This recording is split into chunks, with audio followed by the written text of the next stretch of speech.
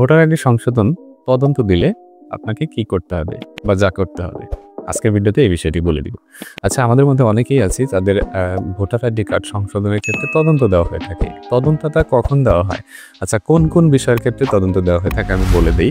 নিজের সম্পূর্ণ নামের ভুল, পিতামাতার সম্পূর্ণ নামের ভুল, এই তিনটা ক্ষেত্রেই তদন্ত দেওয়া হয়ে থাকে। বাকি অন্য কোনো ক্ষেত্রে তদন্ত দেওয়া হয় না বা তদন্তের কোনো প্রয়োজন হয় না।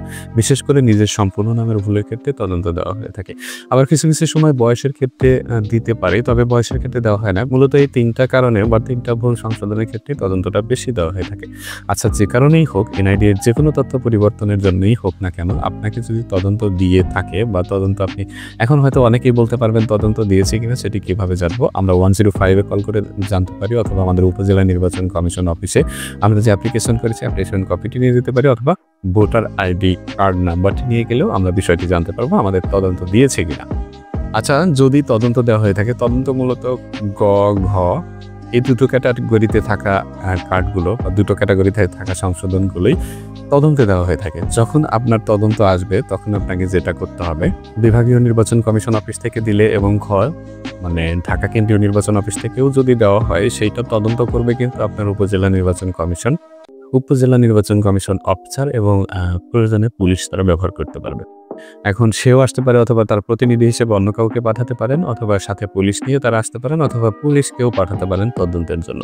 তো এনআইডি এর সম্পূর্ণ নাম বা পিতামাতার সম্পূর্ণ নামের ক্ষেত্রে যদি তদন্ত আসে, সেই ক্ষেত্রে তারা তদন্তে যে বিষয়টি খেয়াল করবে যে আপনি কেন সম্পূর্ণ নামটি পরিবর্তন করতেছেন, অন্য নামে কেন যাচ্ছেন, আপনার গ্রামে এসে যাচাই বাছাই করবে, ডকুমেন্টস যাচাই বাছাই করবে যে আপনার কোনো ঋণ খেলাপির দায় আছে কিনা, কোনো মামলা আছে কিনা, কোনো অপরাধজনিত কাজের সাথে আপনি জড়িত কিনা, মামলা বাদেও আপনার গ্রামে কোনো অপরাধ আছে কিনা, এই নামটা চেঞ্জ করে অপরাধটা মোচন করে আপনি দেশ ত্যাগ করতে চাচ্ছেন, সব মিলিয়ে অনেক ব্যাপার স্যাপার থাকতে পারে, অথবা মামলা থেকে দায় মুক্তির জন্য বা মুক্তির জন্য আপনি আপনার নামটা পরিবর্তন করতে চাচ্ছেন, এই সকল বিষয়গুলো তারা তদন্ত করবে।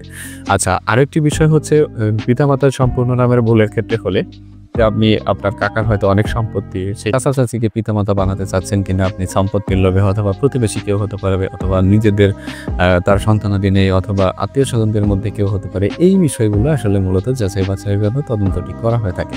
তো এখন কথা হচ্ছে, আপনি যে বিষয়টি সংশোধনের জন্য দিয়ে থাকুন, আপনাকে যদি তদন্ত দেওয়া হয়ে থাকে, তদন্ত সম্পূর্ণ নির্ভর করে উপজেলা নির্বাচন, অর্থাৎ আপনার উপজেলা নির্বাচন কমিশন, সম্পূর্ণ ক্ষমতা তার হাতে থাকে। কত দ্রুত সে তদন্ত করবে, কত দ্রুত সে জমা করবে। আপনার কাজটি হবে তদন্ত দিলে আপনি কাগজটি নিয়ে, অর্থাৎ আপনার হচ্ছে তদন্ত যখন দিবে তখন আপনি আপনার উপজেলায় যোগাযোগ করবেন, উপজেলা নির্বাচন কমিশন অফিসারের সাথে সরাসরি যোগাযোগ করবেন, কোনো কম্পিউটার অপারেটরের সাথে নয়। তাকে সরাসরি বলবেন, স্যার আমার এই বিষয়টা জরুরি, আপনি আসলে সকল ডকুমেন্টস সত্যতা দিয়েছি এবং আমার যথেষ্ট সত্যতা প্রমাণের ডকুমেন্টস আছে, স্যার আপনি চাইলে তদন্ত এবং যাচাই করে দেখতে পারেন। তখন তাকে রিকোয়েস্ট করলে তার তদন্তটি তাড়াতাড়ি নেওয়া সম্ভব হবে, এবং সে যদি কোনো কিছু বলে সেই পথটি অনুসরণ করবেন, তাহলে তাড়াতাড়ি তদন্তটি সম্পন্ন হবে এবং তদন্ত পজিটিভ জমা হলে আপনার আবেদনটি অনুমোদন হয়ে যাবে, সেটা জটিল প্রক্রিয়া হলেও।